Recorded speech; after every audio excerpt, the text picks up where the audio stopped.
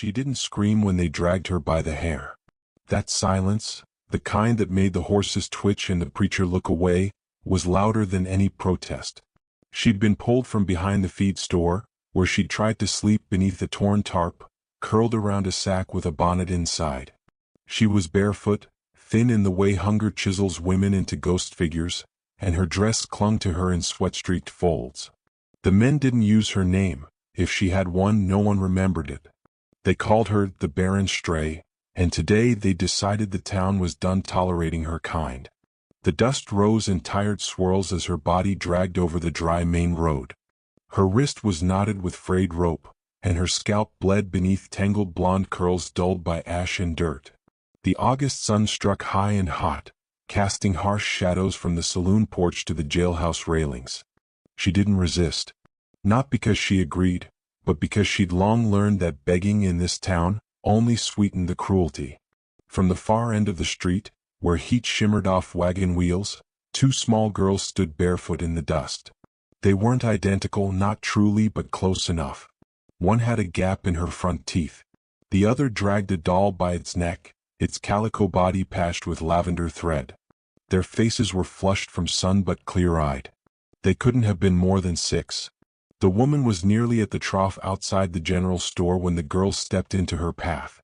"You're coming with us," one of them said. It wasn't a plea. It was a fact. Spoken not like children playing make-believe, but like they'd seen something certain in her she no longer remembered. The men stopped, puzzled. One snorted. Twins V lost their marbles. No one laughed. A few folks leaned forward from their porch seats, squinting. The sun had gone mean, and even the crows on the church steeple had quieted. The twins didn't flinch. The woman looked up from her knees. Her face was streaked with blood and dust. One eye was swelling shut. But she blinked, slow, as if coming out of some long, cold sleep. The girl with the doll reached forward and gently, with the patience of someone braiding a younger sister's hair, began loosening the rope from the woman's wrist. Her sister turned to the crowd and said louder this time, "She's coming with us now." A man in the crowd spit. "She can't have kids. Ain't got nothing left to give." From the back of the gathered onlookers, a man moved. He didn't speak, just walked forward, boots silent on the cracked ground. He was tall, not in the proud way but in the kind that made room for trees to grow around him. Broad-shouldered, his coat sun-faded and patched at the elbows. His hat cast shadow over a strong jaw and weather-worn eyes. The kind of man folks didn't notice until he was already beside them. He stopped behind the girls. Looked once at the rope, then at the woman's eyes. She looked away. One twin turned. "She's tired." The man didn't ask questions. Didn't offer help like it was charity. He crouched slowly beside the widow and reached out not for her hands, but for the rope. She recoiled. He paused. Then he stood and without speaking, offered his arm. Not insistently. Just held it there. She looked at it like it was a trick. But one of the twins placed her palm on the woman's shoulder. The other held out the doll. And something, tired and old and nearly dead, shifted behind the woman's cracked ribs. Not hope. Just a flicker. A shadow of the thing she used to call self-worth. She placed one trembling hand on the man's arm. Her grip was barely a touch. But he steadied it. Then, wordless still, he lifted her. Her feet didn't quite leave the dirt, but her weight leaned into him like water into a waiting cup. The crowd didn't move. No one tried to stop them.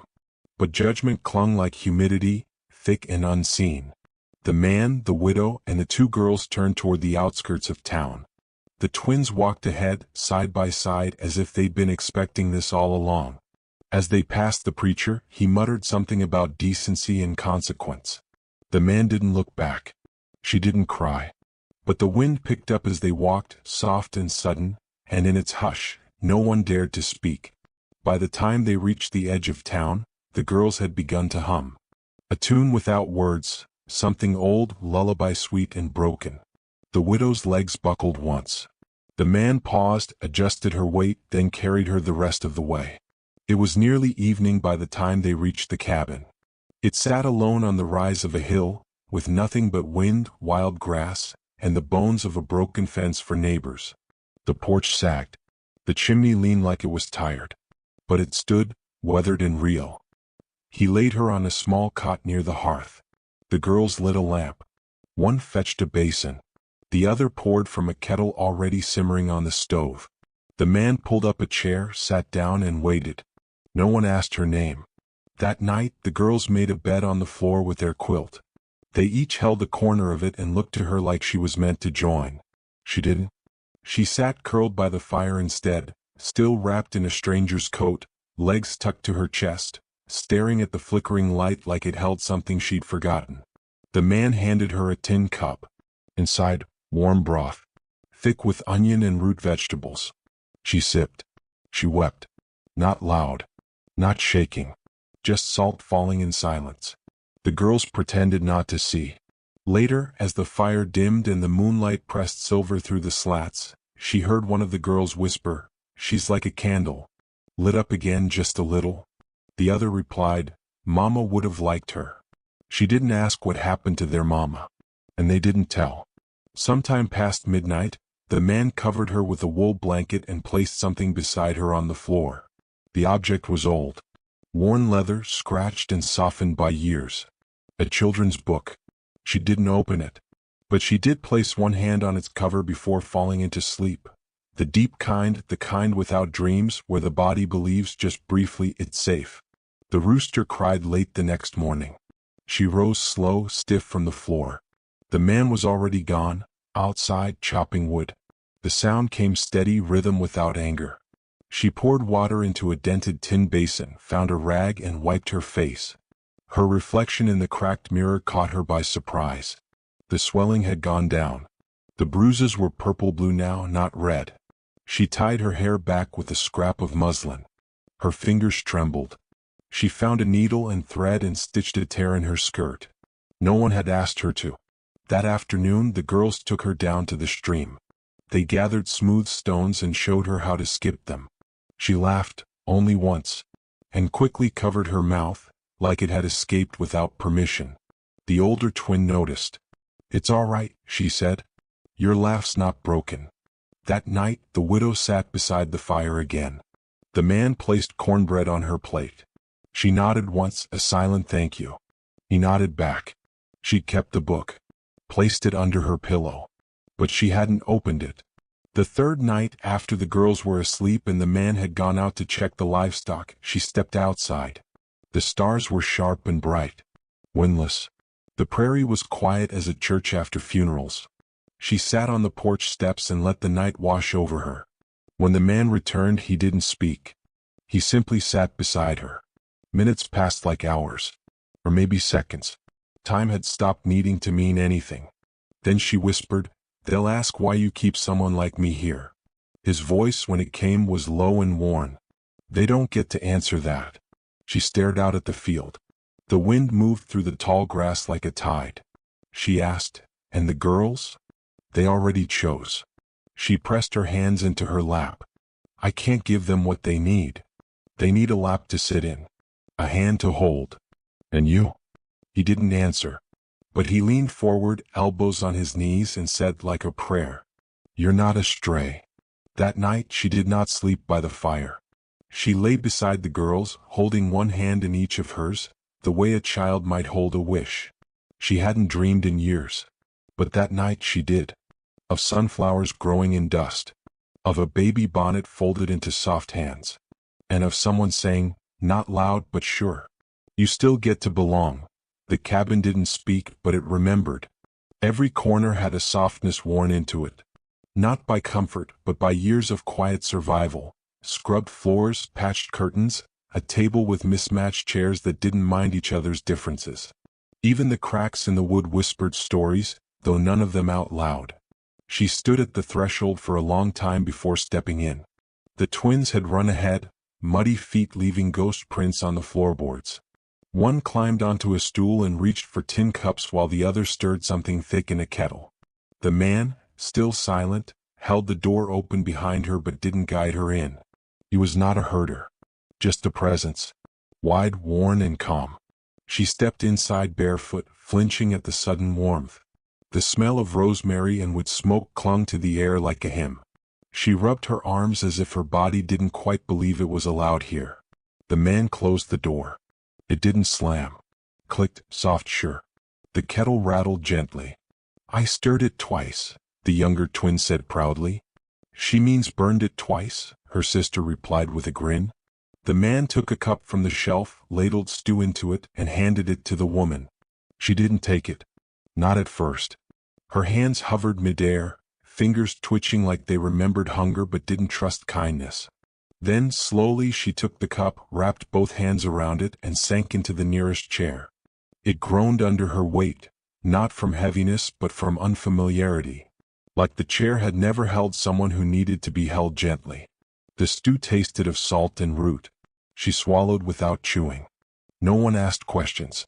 Not why she was there. Not what had happened. Not if she planned to stay.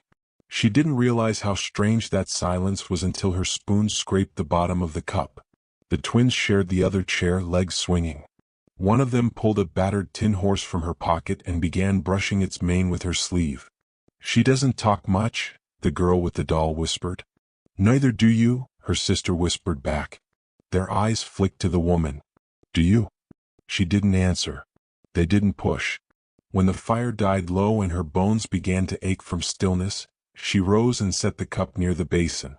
The man stood, took the cup, and washed it without a word. His hands moved with quiet purpose, as if the act was less about cleanliness and more about giving her a moment she didn't have to explain. Later he offered her a spare blanket. She wrapped it around her shoulders and sat by the fire again, unsure if she was a guest or a ghost. He placed something in her lap. A shirt. Faded but clean. She traced the seam with her thumb. Soft stitching. A woman's shirt but plain. Functional. Yours? She asked, surprised to hear her own voice. He shook his head. Was my sister's. The twins looked up. She died, one said softly. She liked bluebirds, the other added. That's why the buttons are blue. The woman stared at the buttons. They were small, sky-colored, slightly chipped. Thank you, she whispered. She didn't change that night. Not yet. But she folded the shirt carefully and placed it beside the hearth as if it were something sacred. The next morning she rose before anyone else. Dawn slipped through the slats in soft ribbons. The air smelled of ash and dew. She stepped outside and let the cold kiss her bare feet. The land stretched out like an unspoken promise, wild, unjudging. Fences half fallen. Chickens pecking slow circles in the dirt. She found the pump near the shed, drew a bucket of water and washed her face. The cold shocked her skin. She didn't flinch. Inside, the man had started the fire again. He nodded once when she entered, then turned his attention back to the woodpile. The shirt still waited. She changed in the corner behind a curtain. The fabric slid over her body like something remembered. It didn't make her new. It didn't make her whole. But it fit. At breakfast, she took a seat at the table before being offered. The man poured her coffee. She drank it black. The girls chattered. About birds, about what soup the neighbor's cow might taste like, about whether a doll needed a last name. She didn't speak, but she listened. After the dishes were cleared, she asked softly, "What do you need done?" The man paused, then said, "The porch rails splintered. Could use sanding." She nodded. Her hands itched for something to hold. That afternoon she worked beside him on the porch. He handed her sandpaper and she ran it over the wood like she was polishing away more than splinters. They didn't speak, but once their hands brushed. She jerked back. "You didn't?" Later the younger twin brought lemonade in chipped mugs. "You're good at fixing," she said. The woman looked at her, puzzled. The girl pointed to the smoothed railing. "It don't hurt to lean on now." That night she sat with the book again.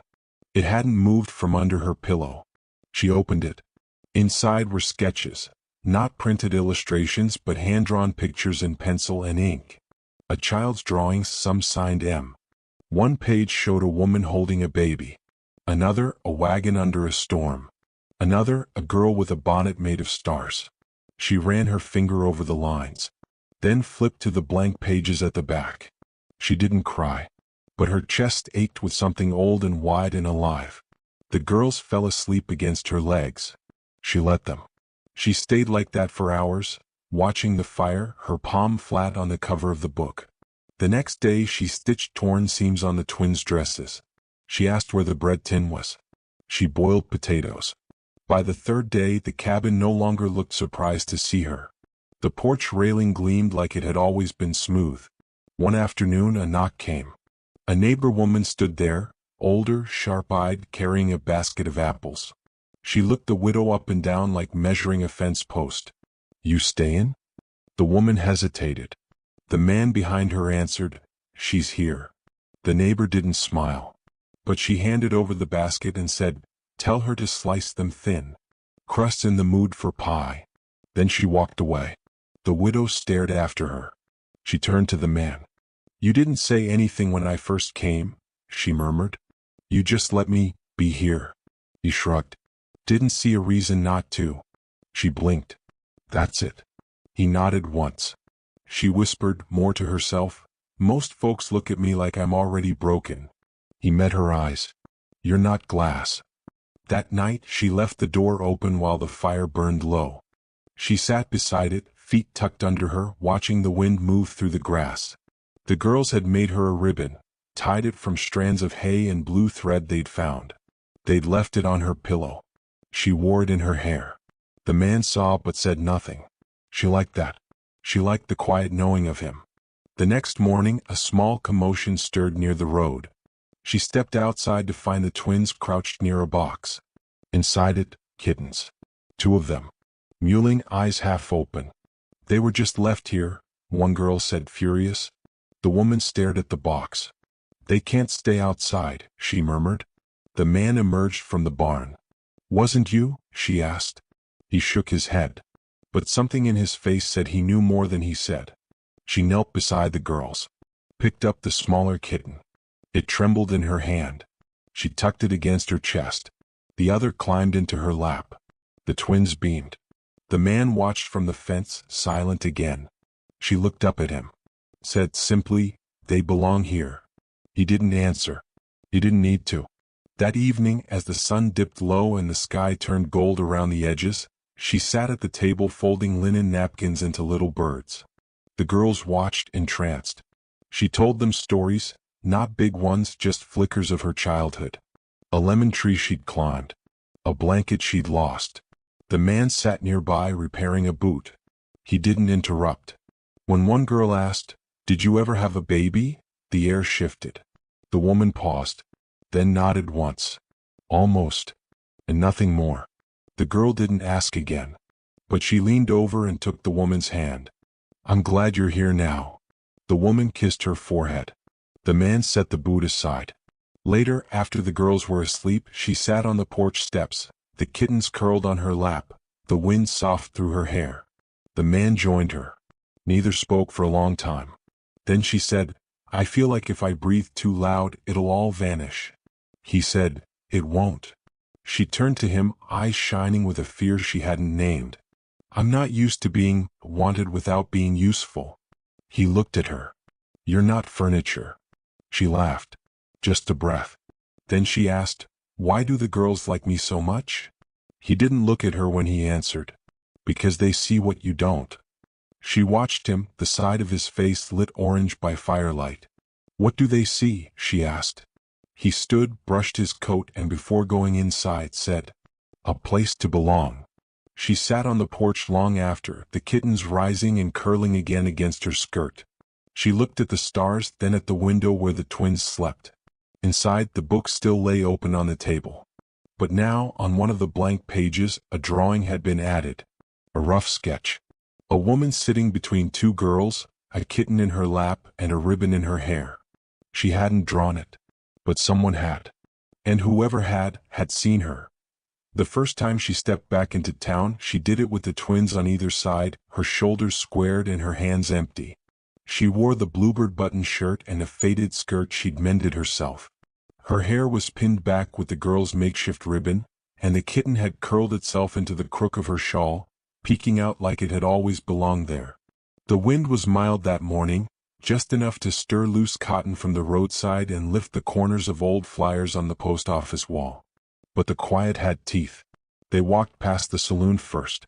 Its door was open, swinging slow on its hinges, and someone laughed inside, sharp, sour.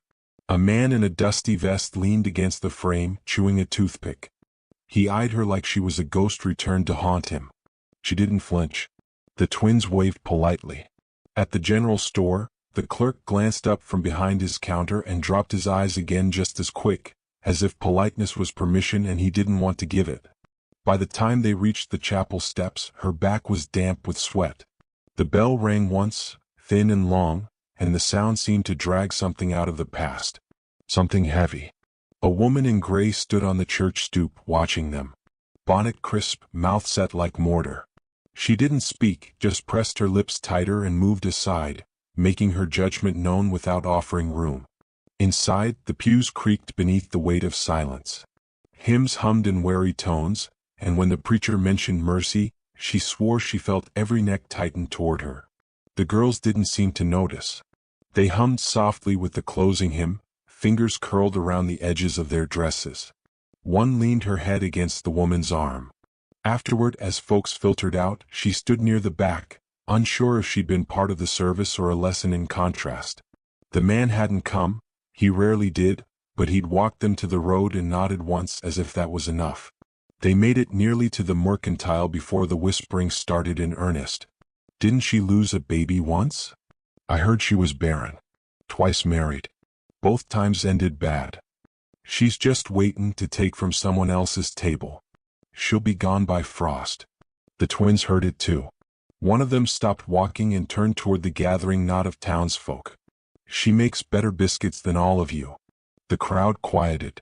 The other twin added, and her hair smells like cinnamon. They kept walking.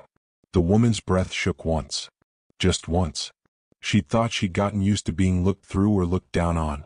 But something about standing between those girls, who clung to her like she was home, made the sharpness of it cut different. Like the town wasn't just dismissing her. It was daring her to believe she belonged. She didn't speak the whole walk back. That evening, she sat outside with her skirts tucked under her, snapping beans beside the porch post while the girls tried to teach the kitten to fetch a pine cone. The man leaned against the railing, watching the sky shift pink and gold. She broke the silence first. They remembered me. He didn't turn. They remembered what they think I was. Not what I am. His voice came low. They don't know you. They think they do. He glanced at her. Do you think they're right? The beans dropped from her hand. I don't know what I am anymore. The kitten ran between them, dragging a stick twice its size. The girls laughed, chasing after it. The man picked up a bean from the floorboard and offered it back to her. You're here. That's what matters. But the words didn't stick. That night, she lay awake long after the girls had drifted off, their hands curled beneath their cheeks like petals. She stared at the ceiling. The old rot in her bones, guilt, fear, shame, had gone quiet for a few days, lulled by bread-making and chores and the steadiness of his silence. But now the voices returned. Not his. The town's. Her own. She rose without waking the girls. The moon was bright enough to cast shadows on the porch. She sat on the step, pulled the ribbon from her hair, and let it fall into her lap. The wind picked it up gently, then let it settle again. He came out a few minutes later, shirt tugged on loose, face unreadable. You all right? She didn't answer. He didn't ask again. After a while she said, They think I'll poison the girls. He looked toward the barn, toward the place where their laughter had lingered earlier like lantern light. They're wrong. They think I'm using you. I know better. They think you could have done better. He didn't look at her when he said, I wasn't trying to do better. I was trying to build something honest. Her throat closed. She whispered, I still have the bonnet. He turned then. I couldn't let it go, she added. Even after everything. I still kept it in my satchel. You don't need it to prove anything. She held her breath. I think I kept it because it was the last thing that said I was worth loving. The night air was cold. He stepped down beside her, sitting without ceremony, his boots scuffing the dirt. I see the way they look at the girls when they cling to me, she said. Like I've stolen them. Like love needs proof. They're wrong, he repeated. She turned to him. But what if they're not? He reached for her hand, not sudden, not soft, just steady. If you leave because of what they say, you give them the ending they want. Her voice cracked. And if I stay? You give yourself one. That night, she tucked the bonnet into the drawer beside the hearth and did not touch it again. But she didn't sleep. At dawn, the twins found her already dressed, hair braided back, eyes rimmed red but dry. "We're going to town today?" one asked. The other added, "We got eggs to trade." She looked out the window. "I'll walk you halfway." The girls didn't ask why. They walked down the dirt road together, skirts swishing, kitten darting between their feet. When they reached the old fence post that marked the halfway turn, she knelt. "You remember the way?" The twins nodded. She pressed a kiss to each of their foreheads. "If anyone says anything unkind," she said, "you look at them the way you look at the stars." They frowned. She smiled faintly. "Like they're far away and not meant to be touched." The girls giggled, then ran ahead, waving their arms like birds. She watched until the trees swallowed them. She didn't turn back toward the cabin. She walked toward the meadow instead. There, beneath the cypress tree, was the satchel she'd buried a month ago. Still there. Damp but intact. She dug it out. The bonnet was inside. So was the paper, the letter she'd never sent. A name scrawled on the back of it. The man she'd married once. The one who'd called her broken. The one who left. And now he was in town. She'd seen him. Briefly. Near the blacksmith. Laughing with someone. He hadn't recognized her. But she'd recognized the cut of his voice like an old scar. She sat on the edge of the meadow, fingers tightening around the paper. A crow called once overhead. In the distance, church bells rang again.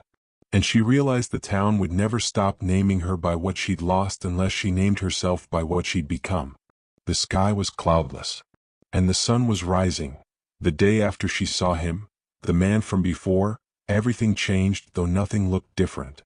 The chickens still pecked their mindless circles in the dust. The porch still creaked in the morning. The sky still burned blue and wide, as if it didn't care who you were or what you'd done. But she woke with a silence inside her that hadn't been there before. Not peace. Something else. Something that warned her she couldn't stay much longer without breaking what had begun to heal.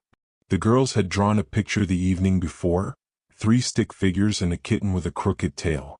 One of the twins had labeled it in careful block letters, "Our new nest." The paper was still on the table when she came down.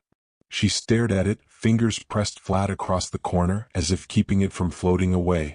"You all right?" he asked from behind her. His voice never rushed. It came like rivers, slow and certain. She nodded once, then looked at him. Really looked. He stood in the morning light, sleeves rolled, hands smelling faintly of cedar and soap. His face was unreadable as always, but his eyes watched her like she was something worth tending, not taming. "I saw him," she said. "He didn't ask who. He was laughing with the blacksmith. Didn't recognize me." Still he said nothing. Just waited. "He used to call me empty," she said softly, voice thin as smoke. "Said I was a broken shell of a woman. Said no man would keep something that couldn't carry life." The wind stirred through the open door and lifted the corner of the drawing. He stepped forward and gently flattened it again. "You didn't run," he said. "I wanted to. But you didn't." She didn't know if that counted as courage. It hadn't felt like it. Later that day, while the girls played with a tin pail near the stream, she went into the barn. The bonnet was still in her apron pocket. She found a nail and hung it on the wall beam above the feed sacks. Not buried. Not hidden. Just placed. When she turned, he was at the doorway. He nodded at the bonnet. "Looks good there." "It's not for mourning anymore," she said. "It's for remembering." He didn't speak, but he smiled, the kind that didn't touch lips, just softened the eyes.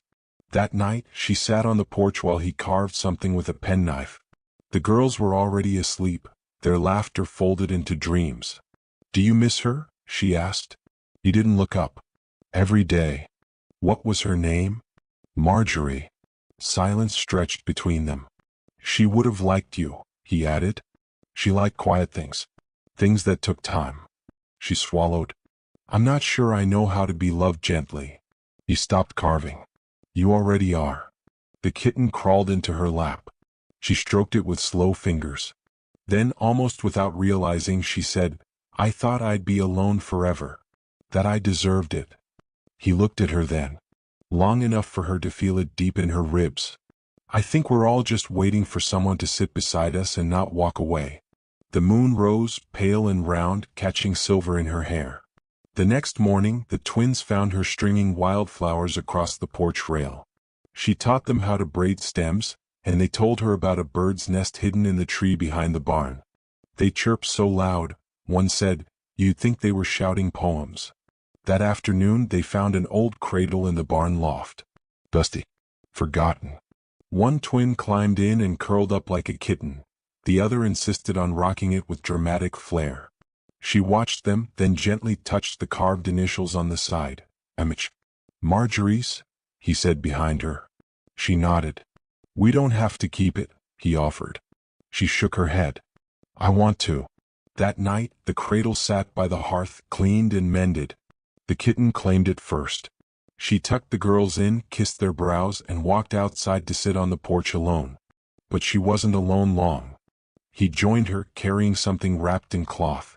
"What's that?" she asked. He unfolded it slowly. A wooden sign. Carved into it were 3 birds, a ribbon, and the words, "New Nest." She stared at it, eyes burning. "I was going to ask before I hung it," he said, voice quieter now. "Didn't want to assume." She looked at him, then nodded. He rose and nailed it gently above the door. They stood there together, watching it sway slightly in the wind. Neither said anything more. But her hand brushed his before they went back inside. And this time she didn't pull away. The storm came without warning, sweeping down from the northern ridge with a sky the color of slate and a wind that peeled shingles like old scabs from the roof. Rain slammed the windows as if trying to get in, and the girls huddled beneath the quilt like fox pups, wide-eyed but still trusting. She moved quickly, steady, tucking blankets around them, checking the latch on the door. He was still outside, somewhere between the barn and the fence line, pulling the mule under shelter, she guessed. The lightning lit the yard like a camera flash, too fast to feel real. Then the door flew open. He stood there, soaked to the bone, hair plastered to his forehead, a rope slung over one shoulder. His eyes scanned the room, found her, then the girls, and his shoulders dropped a fraction. "You all right?" he asked. She nodded. "You?" He stepped inside, kicked the door shut behind him, and dripped onto the floorboards. "Lost the tarp. Chickens'll be furious come morning." He was trying to make her smile. She did. Barely. Then crossed to him and took his coat. Hung it near the fire without thinking. His shirt clung to him, soaked clean through. "You're freezing," she said. "I've been colder." "I haven't." He looked at her. Not through her. Not past her. At her. Like she was the one thing in the room worth standing still for. "You should rest," he murmured. But she didn't move. Not yet. Lightning cracked again. The twins gasped from the loft. She stepped closer. "They're scared." He nodded. She whispered, "So am I." He didn't ask why. Didn't have to. Her hands were shaking. Not from the storm. From the knowing, deep and sudden, that this was the moment she would either claim the life she'd been given or walk away from it again. She touched his arm. He stood very still. "You said once that if I leave, I give them the ending they want," she said. He didn't answer, but she felt his breath catch.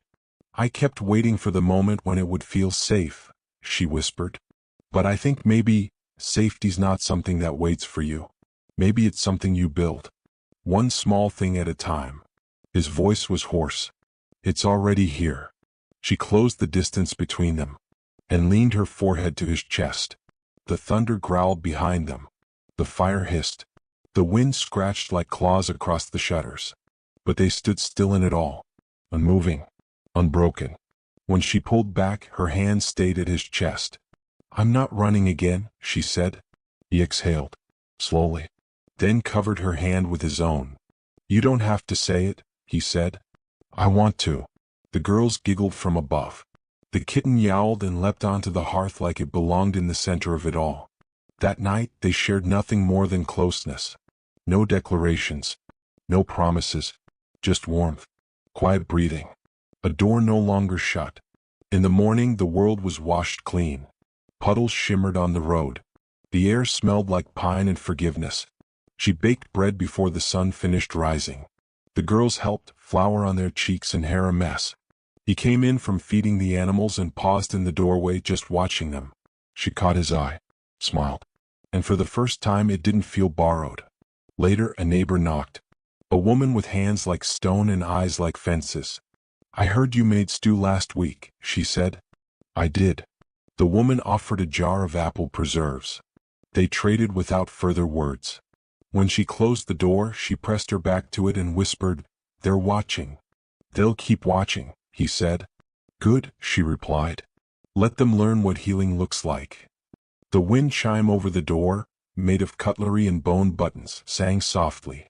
At midday the girls ran outside, dresses flying, laughter tangled in their wake.